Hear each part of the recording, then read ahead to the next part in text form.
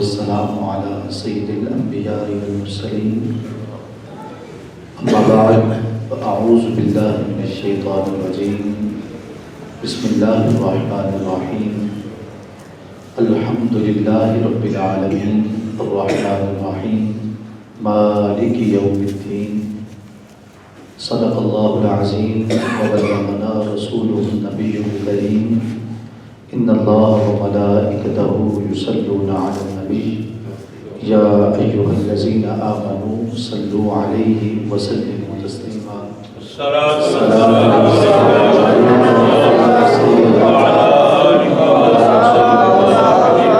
وعلى آلك وأصحابك وسلم يا حبيب الله الصلاة والسلام عليك يا سيدي يا سندي یا حبیبی یا وسیلتی یا شفیعی یا عزیزی یا وکیلی یا طبیبی یا خلیلی یا رسول اللہ وعلی آلک و اصحابک یا سیدی یا حبیب اللہ۔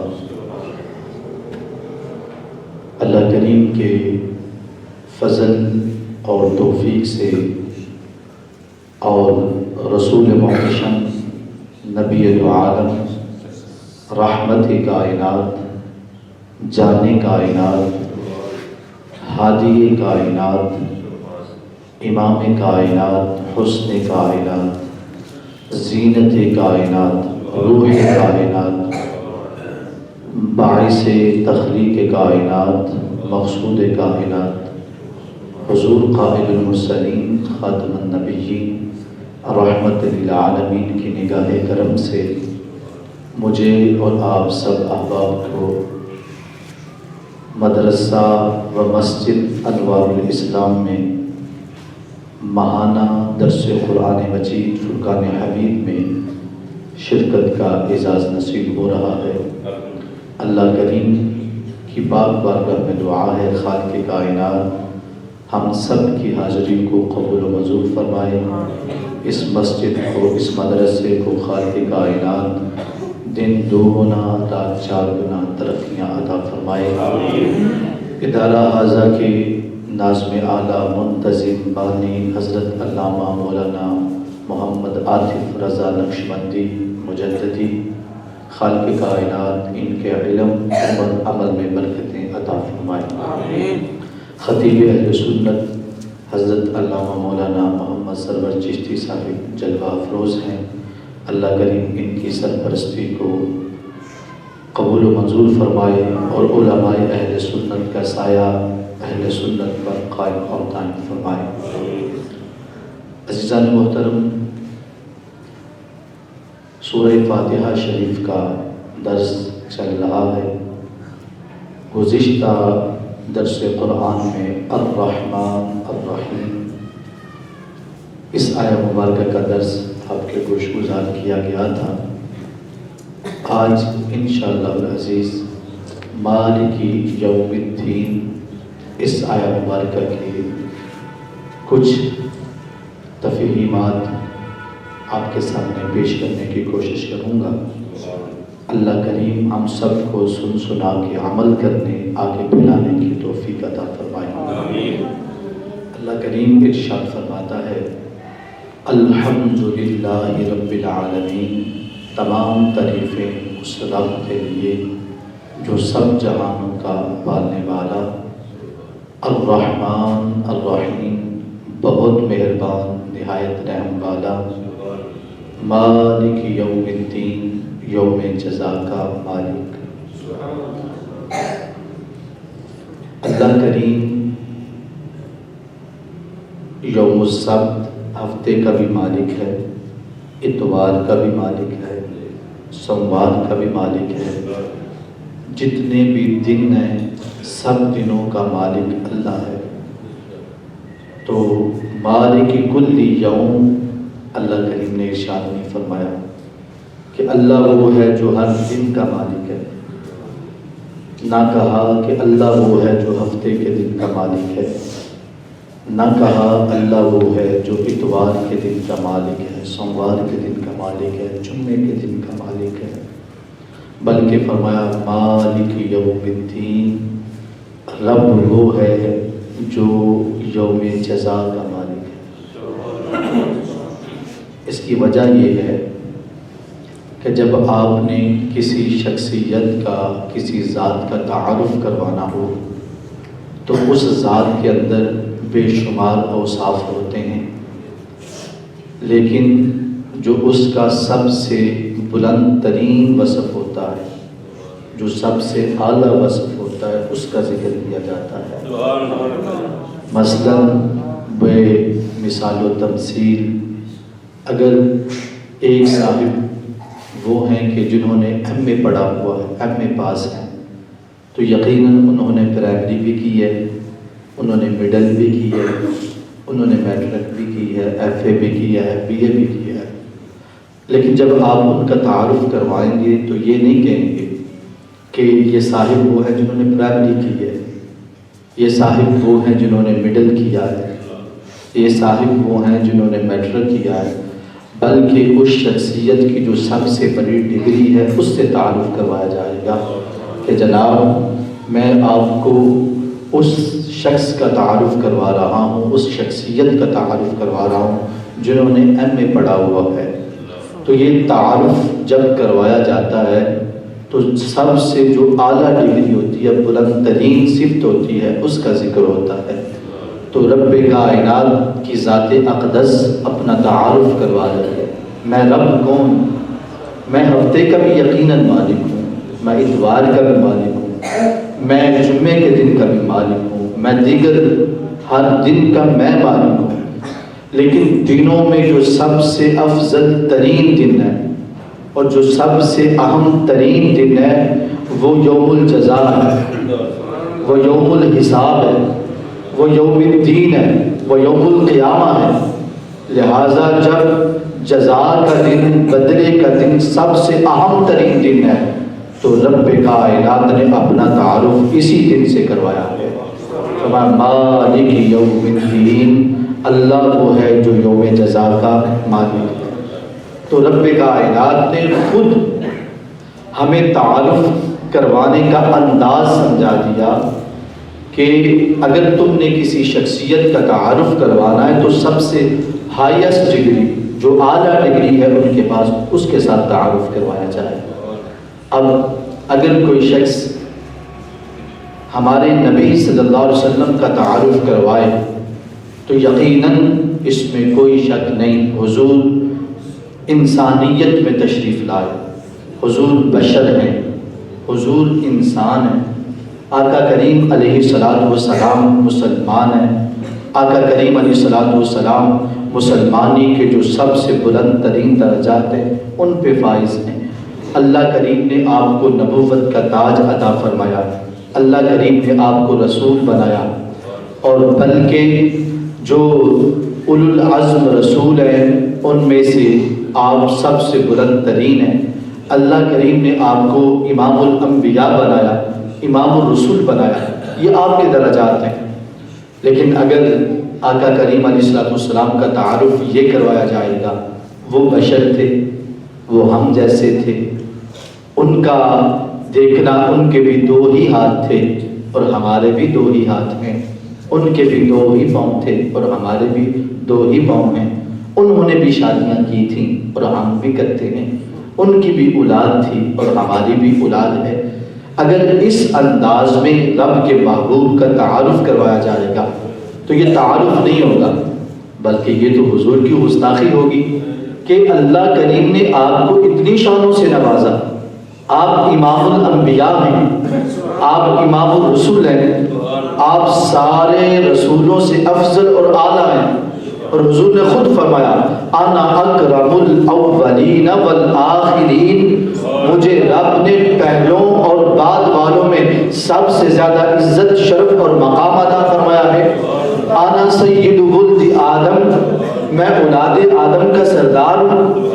رب نے اپنے محبوب کو یہ شان عطا فرمائی ہے، یہ مقام عطا فرمایا ہے، یہ عظمتیں عطا فرمائی ہیں، تو ہم حضور کا تعارف امام الانبیاء سے کیوں نہیں کرواتے؟ ہم حضور کا تعارف سید الانبیاء سے کیوں نہیں کرواتے؟ ہم حضور کا تعارف اس انداز میں کیوں نہیں کرواتے کہ نہ بشریت میں کوئی آپ کے مقام کا ہے اور نہ ہی نوروں میں کوئی آپ کے مقام کا ہے. لہذا مالک یوم الدین سے ہمیں یہ بات سمجھ آتی ہے کہ اگر ہم نے حضور کا تعارف کروانا ہے تو حضور کی جو عظیم شانیں ہیں ان کا ذکر فرمانا ہے. اللہ اکبر. اور درود تاج کتنا خوبصورت درود ہے. ایک ایک لفظ چن چن کے موتیوں کی طرح چمکتا ہوا. شمس الدہا بدر الدجا نور الہدا کہف الورا مصباح الظلم جمیل الشیم شفیع الامم صاحب الجود والکرم. اتنا خوبصورت آقا کریم علیہ السلام کا تعارف اور حضور کے اوصاف جمیلہ. یہ رب کی سنت ہے. اگر کوئی پوچھے کہ درود تاج کیا ہے تو بولیں یہ رب کی سنت ہے. اس درود میں حضور کی صفتوں کو بیان کیا گیا ہے اور رب کائنات اپنی صفتوں کو بیان بھی کرتا ہے اور جو بیان کرتے ہیں ان کو پسند بھی فرماتا ہے. تو فرمایا مالک یوم الدین. اللہ وہ ہے جو یوم جزا کا سارے بولیں اللہ وہ ہے جو یوم جزا کا. ماشاءاللہ چونکہ یہ درس قرآن ہے یہ خطاب تو نہیں ہے. آپ اپنی محبتوں کا اگر آپ نے اظہار فرمانا تو بالکل آرام سے. یہ جو ہے ڈسٹربنگ نہیں ہونی چاہیے. کلاس اس انداز میں نہیں چلتی. ہم تو کلاس میں کسی کو آگے پیچھے بھی نہیں دیکھنے دیتے. تو یہ کلاس کا ماحول ہے ہمارا جو ہے نا تربیت کا ماحول ہے. اللہ اکبر. بات کی سمجھ آ گئی ہے کہ جب بھی ہم نے آقا کریم علیہ السلام کا تذکرہ خیر کرنا ہے حضور کی تعارف کروانا ہے یا کسی بھی شخصیت کا تو جو ہائیسٹ ڈگری ہوتی ہے بلند ترین ہوتی ہے اس سے ہم نے ان کا ذکر کرنا ہے. سیدنا آدم علیہ السلام سے لے کر آقا کریم علیہ السلام کی ذات اقدس جتنے بھی انبیاء تشریف لائے ہر ایک کی نبوت کی جو تبلیغی ذمہ داریاں تھیں وہ دو تھیں.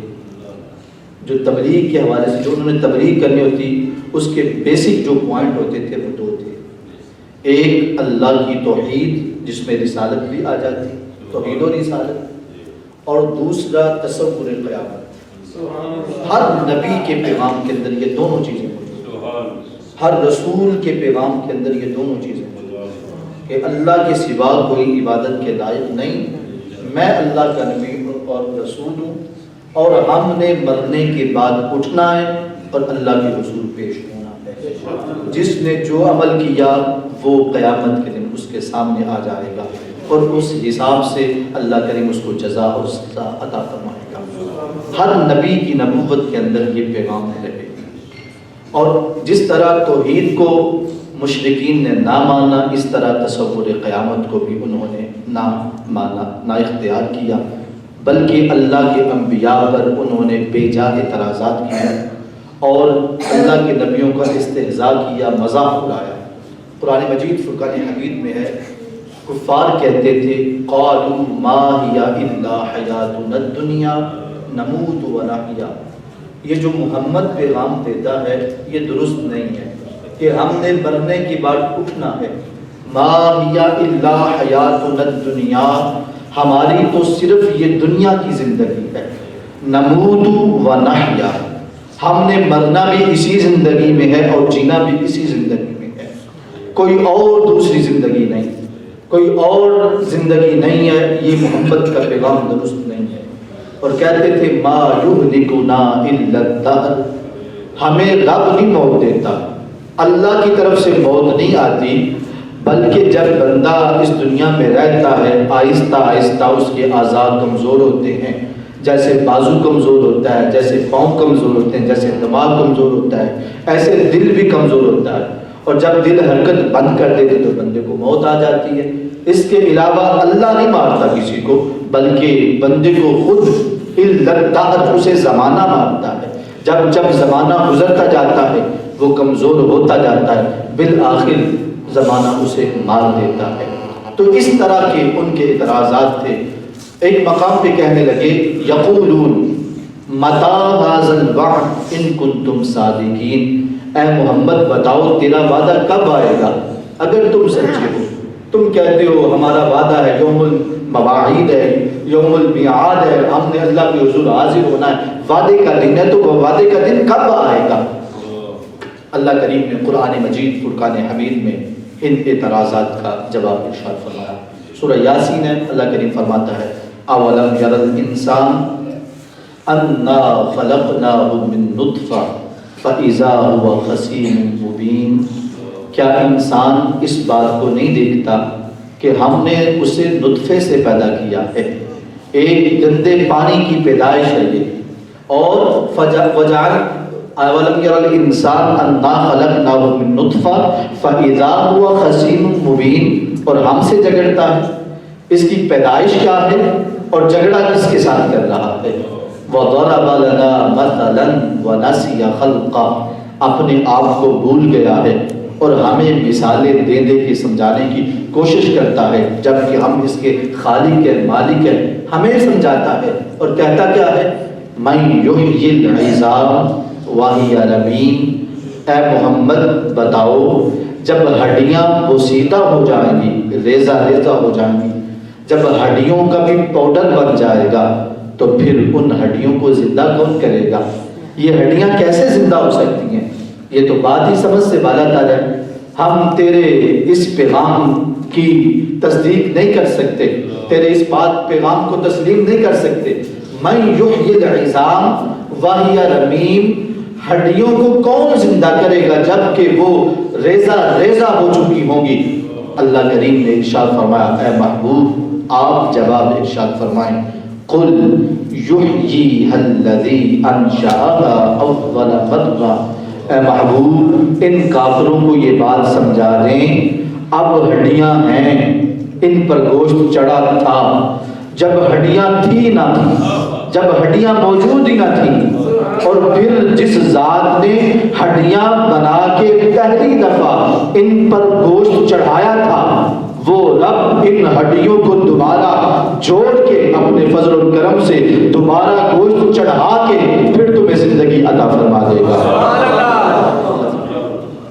تمہارے وہ رب زندہ کرے گا جس رب نے جب ہڈیاں بھی نہ تھیں اور گوشت چڑھا کے اس نے زندگی عطا فرما دی۔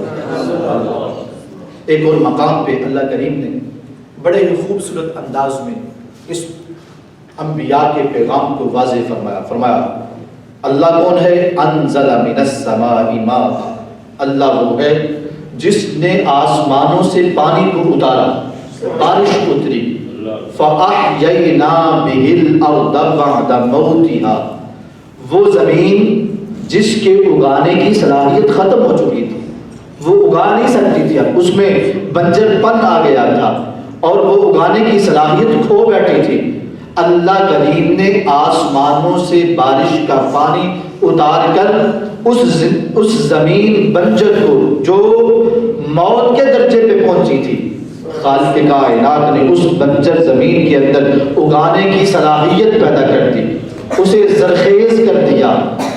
جو رب اس آسمانوں سے پانی کو نازل کر کے بنجر زمین کو دوبارہ زرخیز کر سکتا ہے وہی رب قیامت کے دن تمہیں دوبارہ زندگی عطا فرمائے گا۔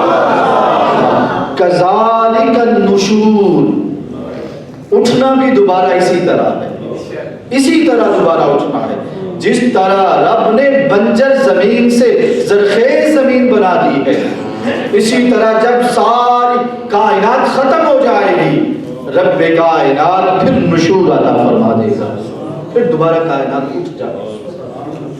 ایک مقام پہ اللہ کریم نے بڑے ہی خوبصورت انداز میں اس کو مزید واضح فرمایا وَإِنَّ لَكُمْ فِي الْأَنْعَامِ لَعِبْرَةً، تمہیں اللہ نے جانوروں سے ہدایت عطا فرمائی ہے، جانوروں سے تم سیکھ سکتے ہو کہ اللہ کریم قیامت کے دن کیسے اٹھائے گا، کیسے سیکھ سکتے ہو؟ فرمایا نُسْقِيكُم مِّمَّا فِي بُطُونِهِ من بین فرس و دم لبنا خالصا سائغا للشاربین، فرمایا تم جانور گھر میں لے کے آئے، اس کے لیے تم نے چارہ تیار کیا، اس کے سامنے رکھا، اس جانور نے اس چارے کو کھایا، اور کھانے کے بعد اللہ نے معدے کے اندر ایسا نظام بنایا ہوا ہے، وہ چارہ اس کے معدے میں جا رہا ہے، تمہارے معدے میں بھی جاتا ہے، اس جانور کے معدے میں بھی گیا، وہاں پہ ایٹومیٹکلی 3 پورشن بن گئے، کوئی مشین نہیں لگی ہوئی، کوئی چیز نہیں بنی ہوئی۔ ایک کھانے کا پورشن ہے جہاں سے گوبر بن رہا ہے، ایک طرف سے گوبر بن رہا ہے، دوسری طرف سے خون بن رہا ہے۔ ایک طرف گوبر ہے، دوسری طرف خون ہے، درمیان میں کوئی بھی پردہ نہیں ہے۔ خالق کائنات بغیر پردے کے خون اور گوبر کے درمیان سے تمہیں صاف ستھرا مزیدار دودھ پلاتا ہے، ایسا دودھ جس میں نہ خون کی رنگت ہوتی ہے نہ گوبر کی بدبو ہوتی ہے۔ جو رب جانور کے معدے کے اندر اس نظام کو بنا سکتا ہے، وہی رب قیامت کے دن تمہیں دوبارہ زندگی بھی عطا فرما سکتا ہے۔ اللہ، اب علماء کرام نے اس کو اس انداز میں کہ جو کافروں کا اعتراض تھا، اس انداز میں اس آیت مبارکہ کو سمجھانے کی کوشش کی۔ وہ فرماتے ہیں کافروں کا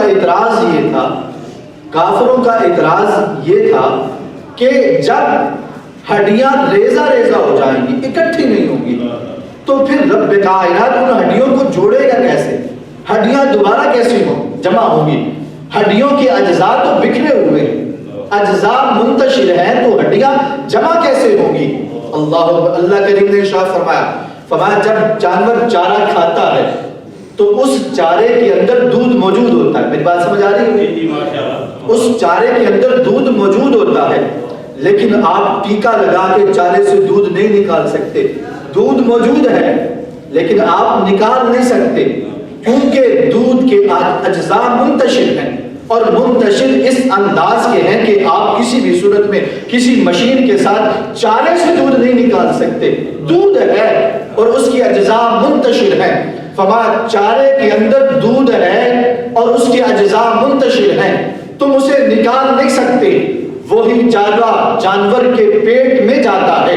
خالق کائنات دودھ کے جو اجزاء منتشرہ ہے، بکھرے ہوئے اجزاء ہیں، ان کو جمع فرماتا ہے۔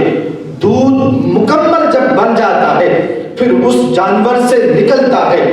جو رب ایک چارے سے جو دودھ کے اجزاء منتشرہ ہیں، بکھرے پڑے ہیں، ان کو خالق کائنات جمع کر کے تمہیں دودھ پلا سکتا ہے۔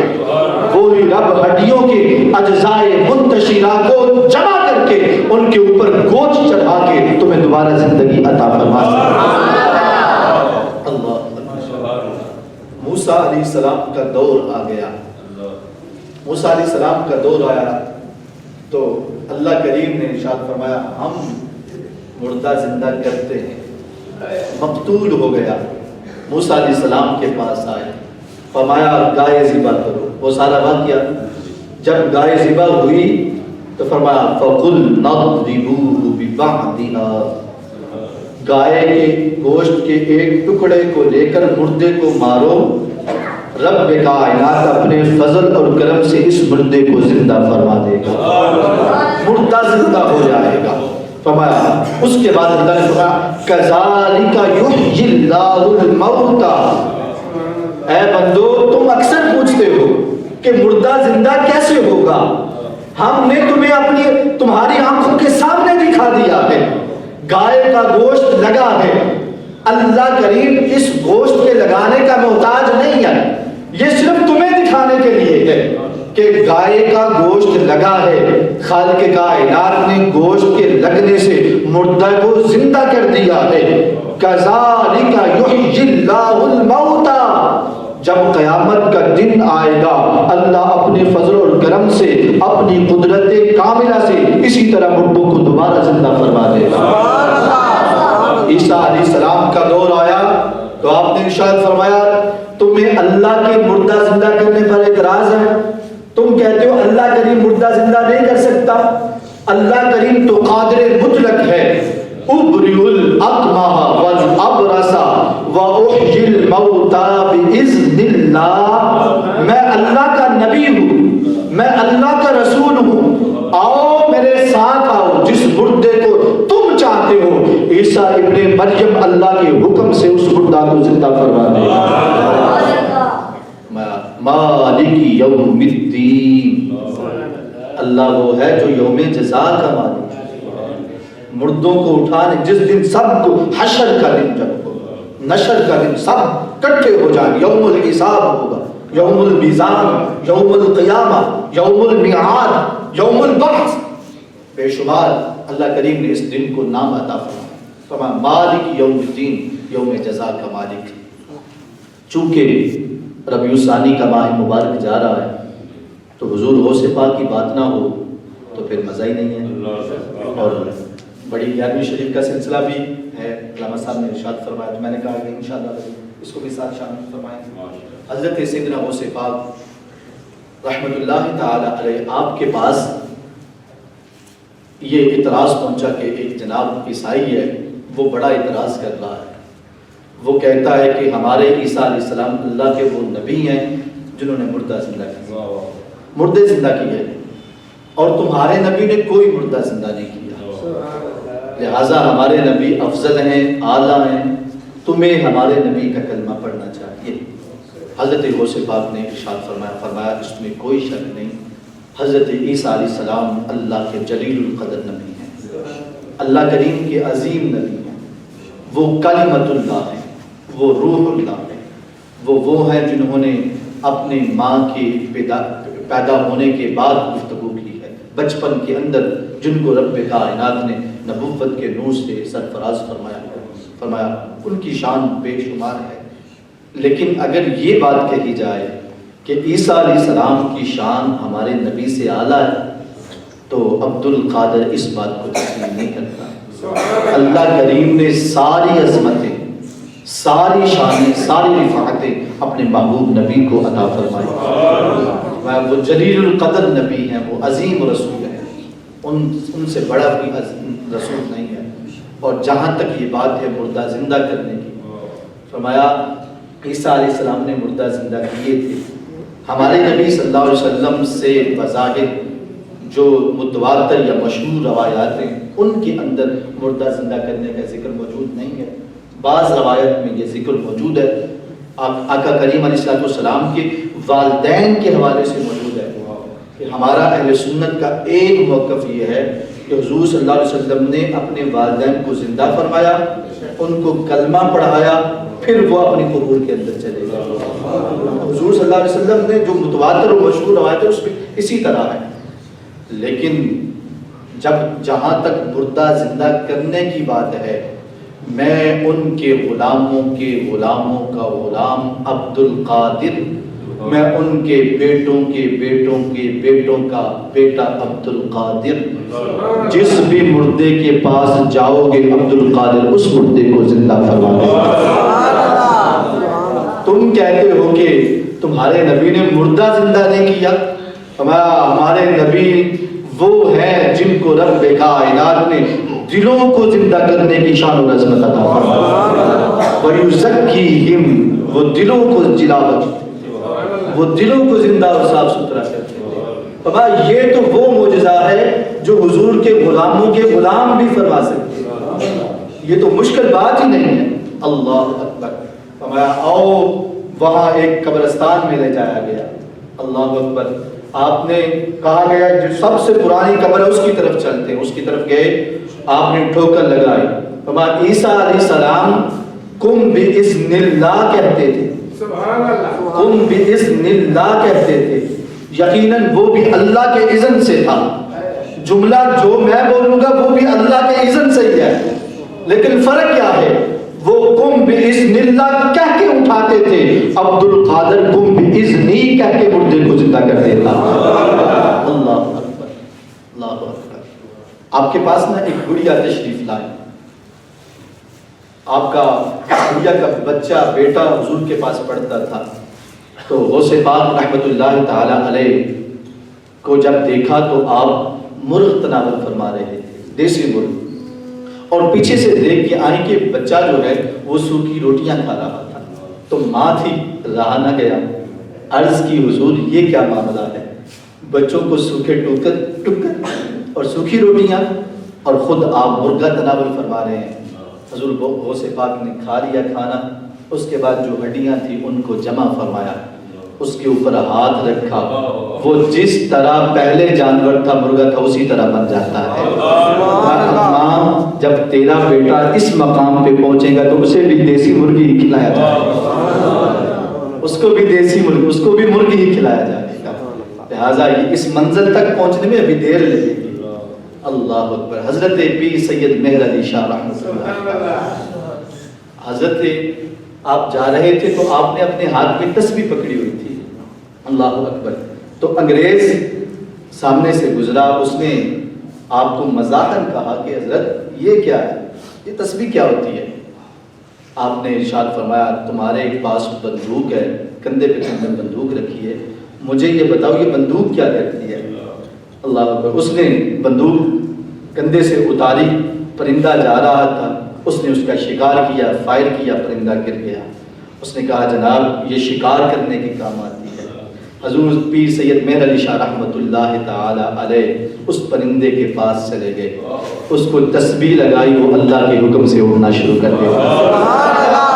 تیری بندوق پرندے گراتی ہے، مہر علی کی تسبیح پرندوں کو زندگی عطا کرتی ہے۔ مالک یوم الدین، اللہ وہ ہے جو یوم جزا کا مالک ہے۔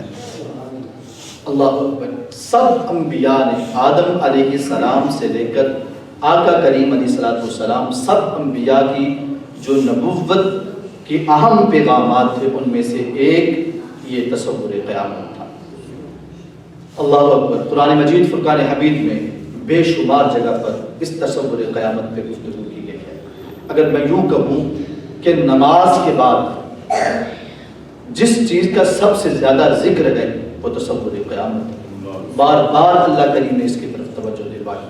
آئیے چند ایک چیزیں، چند ایک آیات بینات اس حوالے سے آپ کے سامنے گوش گزار کرنا چاہتا ہوں اور اس منظر کو آپ کے سامنے رکھنا چاہتا ہوں کہ وہ منظر کس انداز کا ہے۔ اللہ کریم قرآن مجید فرقان حمید میں ارشاد فرماتا ہے، فرمایا وہ دن ہے یوم یقوم الروح والملائکۃ صفا، جب حضرت جبریل امین جیسے جلیل القدر فرشتے اور باقی سارے فرشتے صف بنا کے اللہ کے حضور کھڑے ہوں گے۔ لا یتکلمون الا من اذن له الرحمن وقال صواب، اس دن کسی کو بولنے کا اذن نہیں ہوگا، وہی بولے گا جسے اللہ کریم اجازت عطا فرمائے گا اور درست بات کہے گا۔ اور دوسرے مقام پہ اللہ فرماتا ہے یوم یفر المرء من اخیہ و امہ و ابیہ، جس دن آدمی کو صرف اپنی پڑی ہوگی، وہ اپنے بھائی کو بھول جائے گا، اپنی اولاد کو بھول جائے گا، اپنے والدین کو بھول جائے گا، اپنی گھر والی کو بھول جائے گا۔ وہ والدین جن کو دیکھنا وہ عبادت سمجھتا ہے، مقبول حج کا ثواب سمجھتا ہے، لیکن وہ والدین اس دن بھول جائیں گے۔ جس اولاد کو شفقت کر کے اس کے دل کو ٹھنڈک پہنچتی اس دن وہ اولاد بھول جائے گی۔ بھائی جس کو اپنا دست و بازو سمجھتا ہے، اپنی طاقت سمجھتا ہے، وہ بھائی اس دن بھول جائے گا، اپنی بیوی بھول جائے گی۔ اور لِكُلِّ امْرِئٍ مِّنْهُمْ يَوْمَئِذٍ شَأْنٌ يُغْنِيهِ، ہر آدمی کی اس دن وہ حالت ہوگی کہ جو اسے دنیا سے بے پرواہ کر دے گی، صرف اپنی فکر ہوگی، کسی اور کی فکر نہیں ہوگی۔ اور اللہ کریم ارشاد فرماتا ہے اس دن منظر کیا ہوگا، فرمایا الْيَوْمَ نَخْتِمُ عَلَىٰ أَفْوَاهِهِمْ، منہ پر مہر لگا دی جائے گی، منہ نہیں بولیں گے۔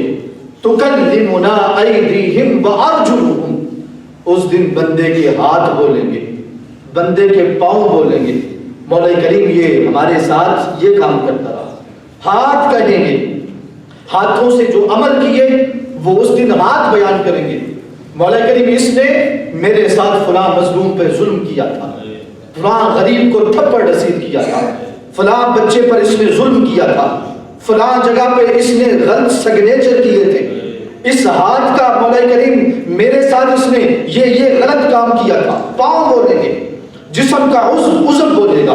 فرمایا یوم تشہد علیہم السنتہم وایدیہم وارجلہم، بما كانوا يعملون، جس دن اس کی زبان جو زبان سے بولتا رہا، جھوٹ بولتا رہا، وعدہ خلافیاں کرتا رہا، گالیاں دیتا رہا، کسی کو برا بھلا کہتا رہا، کسی کے خلاف باتیں کرتا رہا، غیبتیں کرتا رہا، چغلیاں کرتا رہا، اس زبان سے جو عمل کیا وہ اس دن زبان بول بول کے بتائے گی، ہاتھ بولیں گے، پاؤں بولیں گے، جسم کا عضو بولے گا، آنکھیں بولے گی، منہ بولے گا، کوئی بھی عضو ایسا نہیں ہوگا جو اللہ کے کریم کے بارگاہ میں ہم کلام نہ ہو، سب گفتگو کریں گے۔ اور اللہ فرماتا ہے فَمَنْ يَعْمَلْ مِثْقَالَ ذَرَّةٍ خَيْرًا يَرَهُ وَمَنْ يَعْمَلْ مِثْقَالَ ذَرَّةٍ شَرًّا يَرَهُ، جس نے جو بھی اچھا کام کیا ہوگا وہ بھی سامنے آ جائے گا، اور جس نے جو بھی برا کام کیا ہوگا وہ بھی سامنے آ جائے گا۔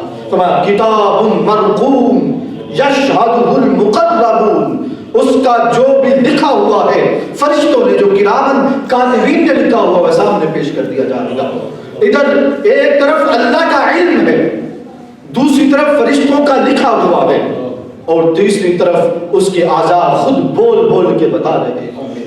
یہ منظر ہوگا اور اللہ کریم کا جلال مکمل عروج پہ ہوگا، اور خالق کائنات ارشاد فرمائے گا لمن الملک اليوم، اے دنیا کے اندر بادشاہت کے دعوے کرنے والوں اور ملکیتوں کے دعوے کرنے والوں، کہنے والوں کہ میرے اتنے پلاٹ ہیں، میری اتنی جائیداد ہے، میری اتنی زمینیں ہیں، میرے پاس اتنی گاڑیاں ہیں، میرا اتنا بڑا مکان ہے، دنیا کے اندر ملکیتوں کے دعوے کرنے والوں آج بتاؤ بادشاہت کس کی ہے؟ مالک یوم الدین، میں واحد خدا آج کے دن مالک ہوں، کوئی اور مالک نہیں ہے۔ للہ الواحد القہار، میں ایک ہی خدا، واحد خدا ہوں اور غالب ہوں، صرف میری ملکیت ہے، میرے علاوہ کوئی اور چیز، کسی چیز کا کوئی اور مالک نہیں ہے۔ اليوم تجزا کل نفس بما کسبت، آج جس نے جو کیا اس کا بدلہ دیا جائے گا۔ لا ظلم اليوم، آج کوئی ظلم نہیں کیا جائے گا۔ ان اللہ سریع الحساب، اللہ کریم جلدی حساب لینے والا ہے۔ یہ منظر ہوگا، یہ تصور ہے، یہ تصور قیامت ہے جس کو اللہ کے ہر نبی نے بیان کیا۔ عجیب بات ہے کہ ہم نے اس تصور قیامت کو بلا دیا، ہم بھول گئے ہم نے اللہ کی حضور جانا ہے، ہم نے اللہ کی حضور پیش ہونا ہے، ہم نے بلا دیا۔ اللہ اکبر، ہمارے بزرگوں نے تو اس کو نہیں بلایا۔ اللہ اکبر، گلستان میں یہ روایت موجود ہے، حضرت شیخ سعدی فرماتے ہیں کعبہ شریف ہے اور ایک شخصیت کی رونے کی آواز آ رہی ہے، لگاتار رو رہے، مسلسل رو رہے، صرف رو نہیں رہے بلکہ اللہ کی بارگاہ میں عرض گزار ہے مولا کریم مجھے قیامت کے دن بخش دے، مجھے قیامت کو بخش دینا، اور اگر میں اس عہد نہیں کہ تو مجھے قیامت کے دن بخشے تو مولا کریم مجھے نبی نہ اٹھانا، مجھے نبی نہ اٹھانا، تاکہ تیرے نیک بندوں کے سامنے میں شرمسار نہ ہو سکوں۔ اے اللہ مجھے معاف کر دے، مجھے معاف کر دے، مجھے بخش دے، اگر عہد نہیں تو مجھے نبی نہ اٹھانا، تیرے نیک بندوں کے سامنے شرمسار نہ ہو سکوں۔ حضرت شاہ فرماتے ہیں، فرمایا لوگوں نے سمجھا شاید زمانے میں اس سے بڑا کوئی گناہگار نہیں ہے، یہ سب سے بڑا گناہگار ہے جو اتنا رو رہا، اتنی التجائیں کر رہا ہے اور مسلسل روتا جا رہا ہے، مسلسل التجائیں کرتا جا رہا ہے، پتہ نہیں کتنا بڑا گناہگار شخص ہے۔ جانتے ہو جب اس شخصیت نے کعبہ شریف سے منہ ہٹایا اور پیچھے کی طرف جب دیکھا تو وہ حضور سیدنا غوث پاک کی ذات اقدس تھی، حضور کی ذات تھی، سیدنا عبد القادر جیلانی کی ذات تھی۔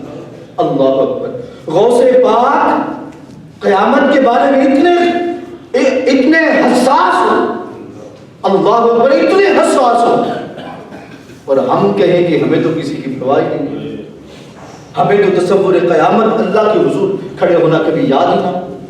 اللہ اکبر، حضور ڈاکٹر اقبال کہتے ہیں، فرماتے ہیں تو غنی از ہر دو عالم من فقیر، روز محشر عذر آئے من پذیر۔ گر تمہیں بینی حسابم ناگزیر از نگاہ مصطفیٰ بن بغیر. مولا کریم اقبال کا حساب باہر باہر ہی لے لینا. اے اللہ اقبال کو بخش دینا. اور اگر حساب ضروری ہے تو آقا کریم علیہ الصلوۃ والسلام کی نگاہوں کے سامنے نہ لینا. میں حضور کے سامنے شرمندہ ہوتا ہوں. کیسے حضور کے سامنے میں حساب دے؟ شیخ سعدی فرماتے ہیں الہی بہت کے بنی فاطمہ کہ برقول ایمان کنی خاتمہ گر دعوت مرد کنی بر قبول منو دست دامان آدم رسول. ہمیں تو پرواہ ہی نہیں ہے اس تصور کی، بھول گئے اس تصور کو. اعلیٰ حضرت امام اہل سنت فرماتے ہیں جب گرمی محشر سے برق بدن دامن محبوب کی ٹھنڈی ہوا. اے رب کریم ہم گناہگار ہیں. جب اس قیامت کی تپتی ہوئی دھوپ میں جسم بھڑک رہے ہوں گے تو اے رب اپنے محبوب کے دامن کی ٹھنڈی ہوا عطا فرما. اللہ اکبر. میاں محمد بخش فرماتے عدل کریں تے تھر تھر کمن اچیاں شانہ والے فضل کریں تے بخشے جامن میں ورگے موقع. بزرگ تو نہیں بھولے، تصور قیامت یاد رکھا. اور ہم تصور قیامت سارے نبیوں کو عطا کرنے کی وجہ یہ تھی.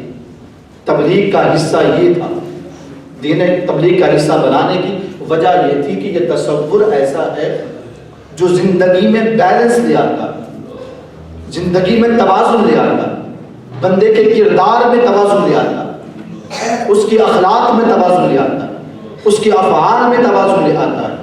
جب پتا ہو کہ میں نے رب کے حضور حاضر ہونا تو وہ پھر جھوٹ نہیں بولے گا، وہ وعدہ خلافی نہیں کرے گا، وہ کسی کا حق نہیں مارے گا، وہ کسی پر ظلم نہیں کرے گا، وہ کسی کو ستائے گا نہیں، کیونکہ اسے پتا ہے کہ میں نے رب کے حضور حاضر ہو کر ایک ایک بات کا جواب دینا.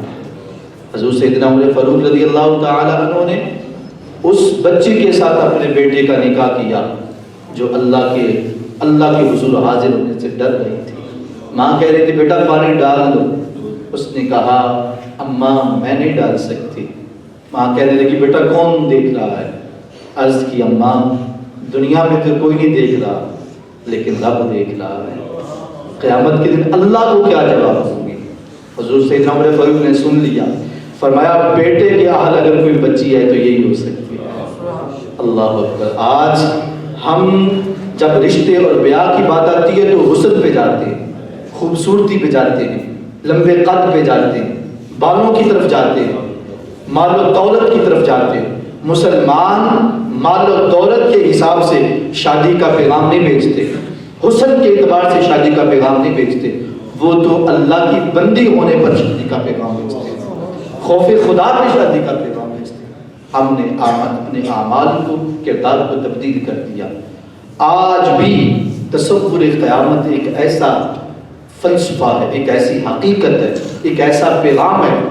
اگر ہمارے قلوب میں بیٹھ جائے، بندے کے ذہن میں بیٹھ جائے میں نے اللہ کے حضور حاضر ہونا ہے، ایک ایک عمل کا مجھے جواب دے ہونا، تو اللہ کے فضل سے ہمارے اعمال کے اندر درستگی آ سکتی ہے.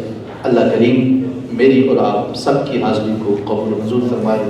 مالک یوم الدین، اللہ وہ ہے جو یوم جزا کا مالک ہے. وآخر دعوانا ان الحمد للہ رب العالمین.